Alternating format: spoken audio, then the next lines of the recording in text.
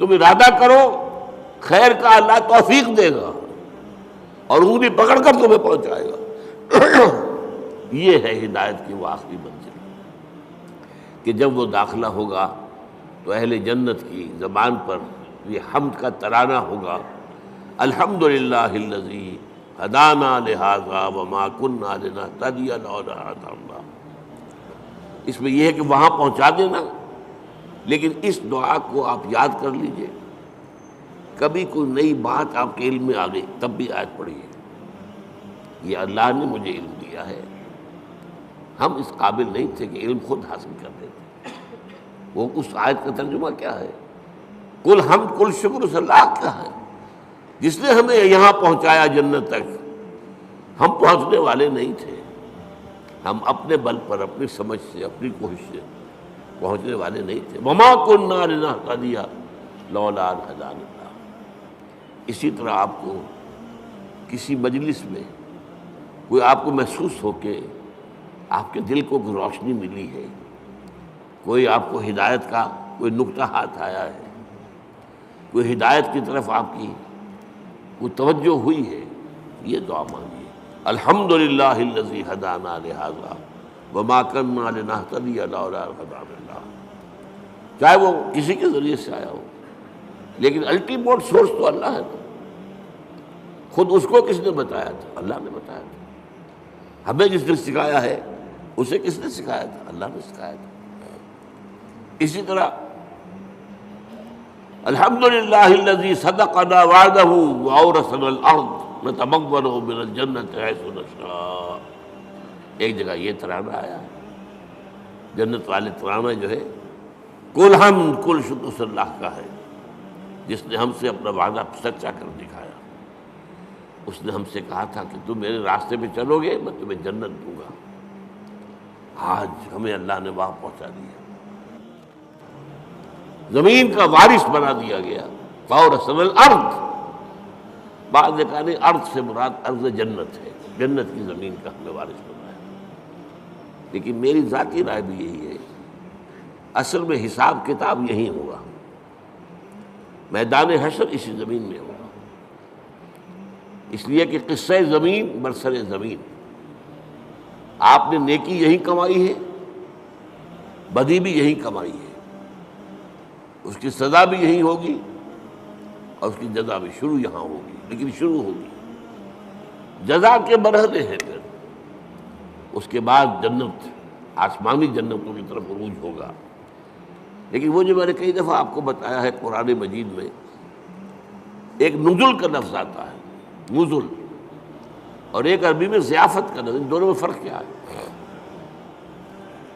نزیل کہتے ہیں کسی مہمان کو جب کہ وہ فوراً آیا آپ کے ہاں، نزلہ اترا، کوئی اونٹ سے اترا آپ کے دروازے پر، نزیل ہے، گھوڑے سے اترا آپ کے دروازے پر، نزیل ہے، کسی خچر پر تھا، گدھے پر تھا، اترا، نزیل ہے۔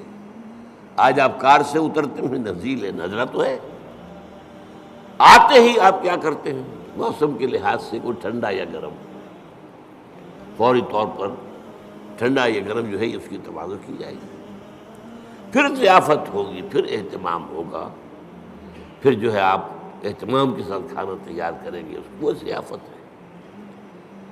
یہ جو قرآن مجید میں یہ نقطہ جو ہے بعض لوگوں کو بہت پریشان کرتا ہے، ذرا لطیف مزاج رکھنے والے لوگوں کو، کہ کیا جنت کے اندر اللہ تعالیٰ حوریں ہوں گی، غلمان ہوں گے، شہد ہوگا، دودھ ہوگا، پھل ہوں گے، یہ مادی چیزیں جو ہیں ان کی کیا قدر و قیمت ہے؟ کیا یہی کچھ ملنا ہے؟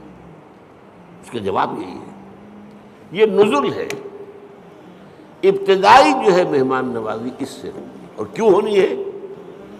ایک بندہ مومن اپنے راستے پر اگر وہ چلتا ہے ایمان اور اسلام پر، تو اس دنیا میں نعمتوں میں سے اکثر آلات میں محروم رہتا ہے۔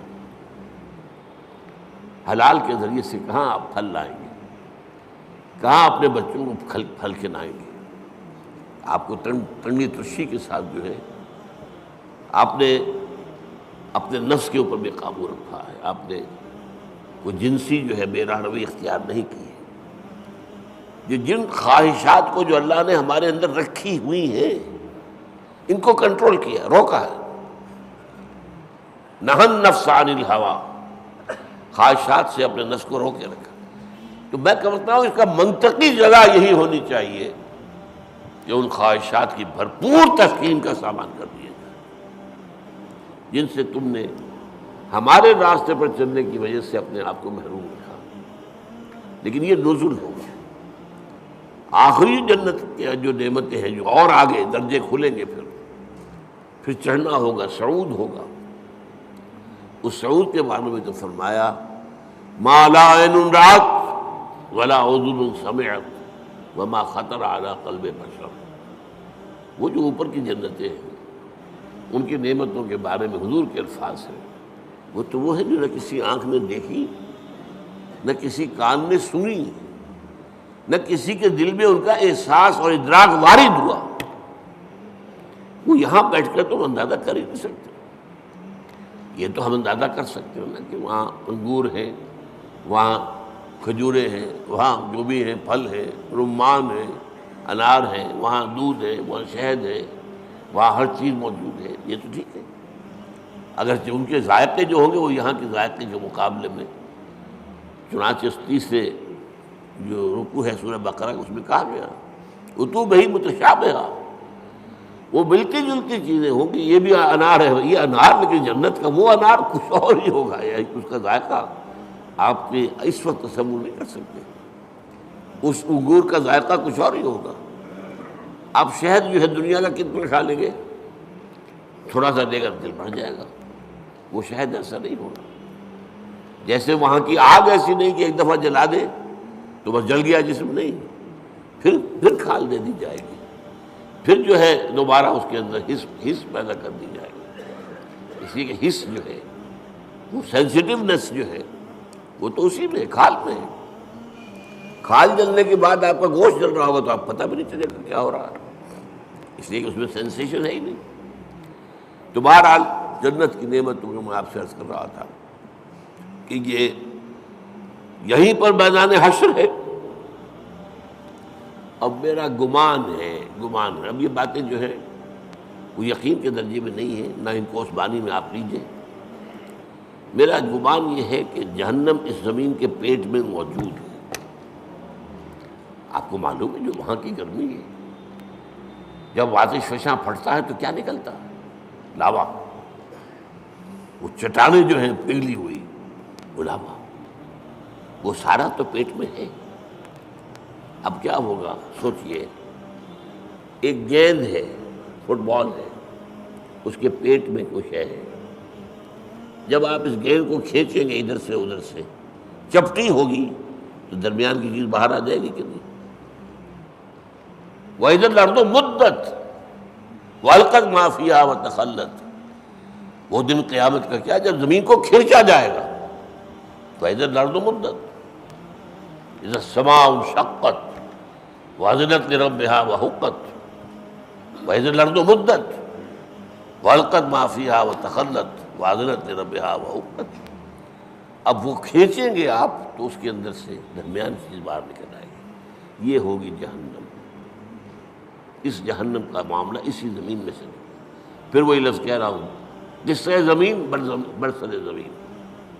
لیکن یہ کہ جنت جو وہ ہوگی زمین کی، وہ صرف پہلی منزل ہے اس کی. وہ آپ کہہ لیجئے کہ وہ در حقیقت استقبالیہ ہے جو وہاں پر ہو رہا ہے، اور وہاں پر نزل دیا جا رہا ہے. یہ ساری چیزیں جو گنوائی گئی ہیں قرآن میں، یہ نزل کے درجے میں. پھر اونچے درجے ہوں گے، پھر اونچے درجے ہوں گے. تو بہرحال یہ میری بات کہاں سے چلی تھی؟ الحمدللہ الذی صدقنا وعدہ وأورثنا الارض نتبوأ من الجنۃ حیث نشاء. کل شکر اس اللہ کا ہے جس نے ہم سے اپنا وعدہ پورا کیا اور ہمیں زمین کا وارث بنا دیا. یہ زمین جو تھا کہ میں نے کہا اکثر کے نزدیک تو جنت ہے، جنت کی زمین جس کا وارث ہم بنے گے. لیکن بعض کا خیال، میری رائے بھی یہی ہے، وہ یہی زمین ہے. اس لیے کہ آپ کو معلوم ہے سورہ فجر میں کیا فرمایا؟ وَجَاءَ رَبُّكَ وَالْمَلَكُ صَفًّا صَفًّا. جا ربک، آ جائے گا تمہارا رب. اللہ تو نزول فرمائے گا، میدان حشر میں آئے گا، یہی مقدمہ ہوگا، یہی عدالت لگے گی. جا ربک والملک صفا صفا، تمہارا رب بھی آ جائے گا اور پھر فرشتے ہوں گے صفے باندھے ہوئے، قطار اندر قطار. یہ نزول ہوگا. وَيَحْمِلُ عَرْشَ رَبِّكَ فَوْقَهُمْ يَوْمَئِذٍ ثَمَانِيَةٌ. وہ جب اللہ تعالیٰ اپنے اس عرش سے اتر کے اس زمین تک آئے گا، اب وہ کیا کیفیت ہوگی، آپ اس کے لیے کچھ نقشہ ذہن میں، کوئی مادی کوئی وجود اللہ کا نہ سمجھیے، لیکن کوئی کیفیت ہے جس کا نام، جس کو ان الفاظ سے تعبیر کیا گیا ہے. اب الفاظ ہے تو کسی درجے میں مناسبت ہوگی، وہ حقیقت تو اس وقت کھلے گی. جیسا کہ میں نے کہا جنت کی نعمت ہوگی، حقیقت اس وقت کھلے گی. ما لا عین رأت ولا اذن سمعت وما خطر علی قلب بشر. اور قرآن میں جو آتا ہے لہم ما یشاؤون فیہا ولدینا مزید، اہل جنت کے لیے وہ تو سب کچھ ہوگا ہی جو وہ چاہیں گے، ہمارے پاس اور بھی بہت کچھ ہے جس کا تصور ہی نہیں ہوگا. تو ہم کہاں تک تصور کریں گے، ہمارا ذہن بہت چھوٹا ہے. لہم ما یشاؤون فیہا، وہاں وہ تو سب کچھ ہے ہی ہے جس کا کہ ان کے اندر تمنا ہے، آرزو ہے، خواہش ہے، جس کی سمجھ ہے، جس کا ادراک ہے، جس کا شعور ہے. وَلَدَيْنَا مَزِيدٌ، ہمارے پاس اور بہت کچھ ہے. اور یہاں وہ جوڑ لیجئے ما لا عین رأت ولا اذن سمعت وما خطر علی قلب بشر. تو یہ اصل میں حمد ہے، شکر